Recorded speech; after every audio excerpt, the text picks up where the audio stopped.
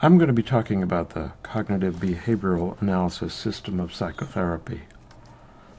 There are 5 key parts of CBASP, and in this presentation we'll focus on the significant other history and the development of a transference hypothesis.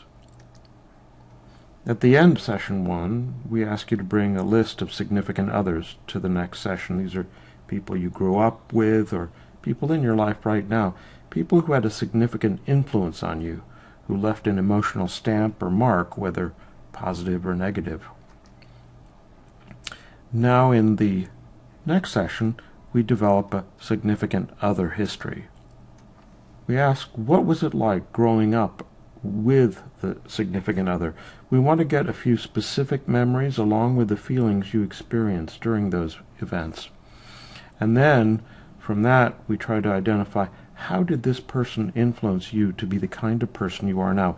That is, what is the emotional stamp he or she left on you?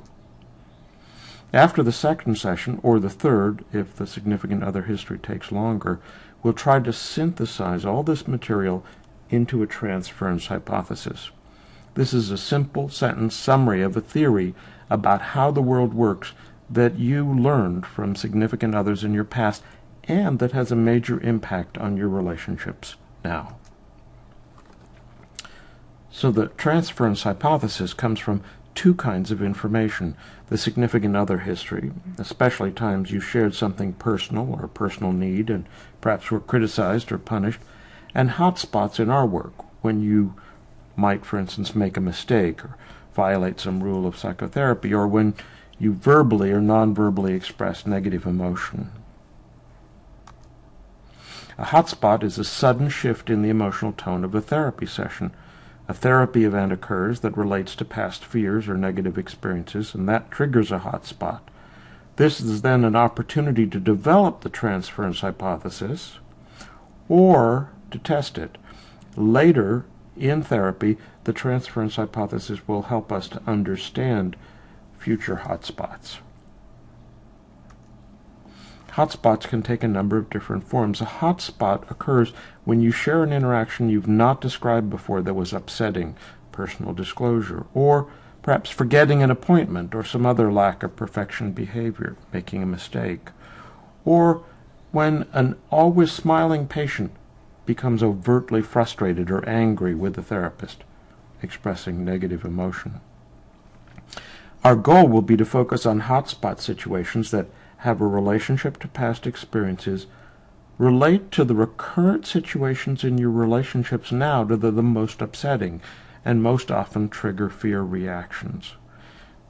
We're looking for an underlying theory about how your relationship works that takes the form, when I behave this way, then this painful consequence occurs. So if I do this, then that is what I can expect, is the form of a transference hypothesis. If you do something, reveal a need, express a negative emotion, you expect, based on past experiences, a negative reaction. And this expectation shapes your behavior in the moment and often makes the negative reaction from the other person more likely. So here are 3 examples. If I get close to Dr. Smith, then he'll reject me when he sees my inadequacies, just like my father did. Or if I make a mistake around Dr. Allen, then she'll make fun of me and call me stupid. Or if I rely on Dr. Harmon, then he will abandon me and I'll end up alone once again. So in summary, the transference hypothesis, developed in collaboration with you, predicts how you're likely to behave in treatment and what you likely expect from me. It also helps me to know how I must behave to avoid repeating past harmful experiences in relationships.